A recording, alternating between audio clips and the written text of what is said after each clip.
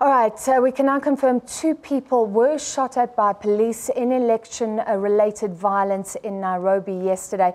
This follows protests as Kenya awaits election final results. Meanwhile, the opposition has declared that Raila Odinga is the winner of the polls. International observers in this year's presidential elections in Kenya say the country's electoral process thus far has been credible. They've urged for patience as the vote tallying continues. The observer missions said they had not seen any signs that the electronic tallying system had been manipulated, as claimed by the opposition, to slant the results in favor of the President Uhuru Kenyatta. The opposition leader Odinga has disputed the results, indicating that he is in the lead, although the results thus far indicate that Kenyatta is in the lead. We're joined now by our Kenyan correspondent Sarah Kamani from Nairobi. Sarah, what's the latest? Well, the latest, probably just picking up from your intro there. Indeed, 2 people died yesterday in Nairobi in sporadic protests that erupted immediately after former Prime Minister Raila Odinga indicated that the website or the electronic systems, transmission systems of the Electoral Commission had been hacked, and that the results were now slanted in favor of President Kenyatta. Police say one of the people was shot because he was carrying a machete and he was approaching the police. The other one was killed as he was trying to loot a shop in the area. The area is called Mathare here in Nairobi. We are still awaiting the final tally of the presidential results here at the Bomas of Kenya, which is the National Tallying Center. The Electoral Commission says the results may be out either tomorrow by noon or on Saturday morning. Is there any delay in these results, and any reason for that? Because if you just go online, it looks like 99% has been declared, and we're seeing a big difference. Kenyatta well in the lead at around 55 and way behind Odinga at about 45. So is there some reason why they can't give the final announcement yet? Yes, one, they cannot give the final announcement until they have the results from all the 290 constituencies. Those results must be accompanied by hard copy results declaration forms. And by the time we were going on air, the Commission was still waiting for some of those forms.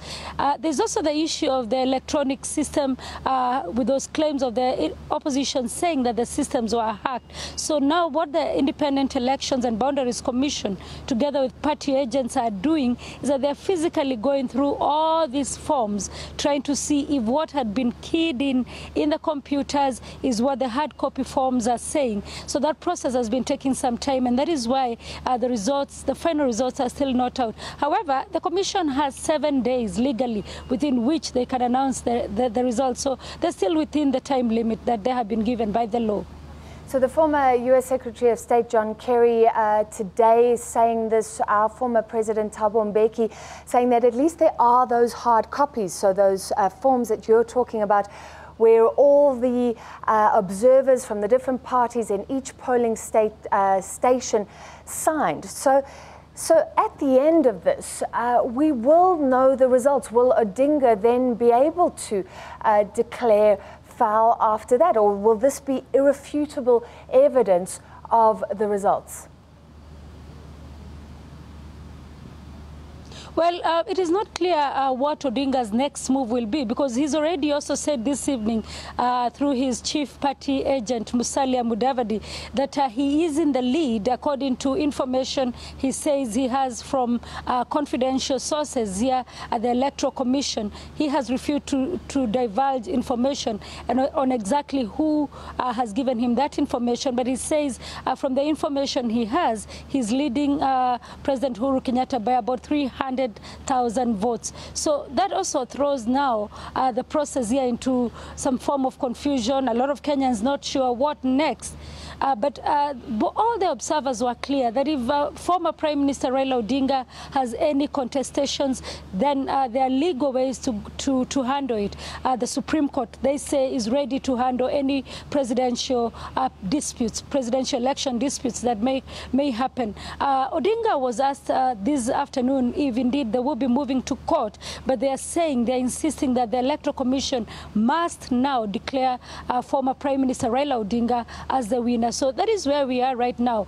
Jubilee Party, President Uhuru Kenyatta's party, dismissing those demands by the opposition. The IEBC itself was saying it is ridiculous, and I quote one official here saying it is ridiculous for the opposition to say that they have insider information that they are leading in these presidential elections. Especially in a country where we've seen post-electoral violence before. So this is a massive issue. We've confirmed 2 killed. What is the mood on the ground right now in finality? You could say it's tense, but a lot of Kenyans are trying to get back to business. Streets are still relatively empty, but most offices got back to work today. A lot of Kenyans on social media using a Swahili hashtag, Turudi Kazini, meaning let's get back to work.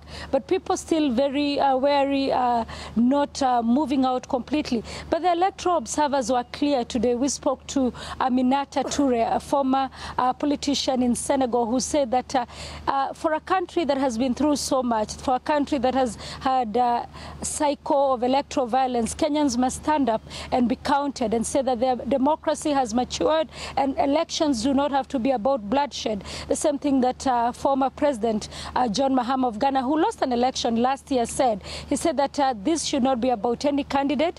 It should be about the will of the people. And so the will of the people has been spoken loud and clear. This is the same statement said by former President Thabo Mbeki, who is leading the African Union Observer Mission, saying that it will be a tragedy if at this point the will of the people is seen to be subverted. Thank you so much. Live from Nairobi, SABC Kenyan correspondent Sarah Kamani.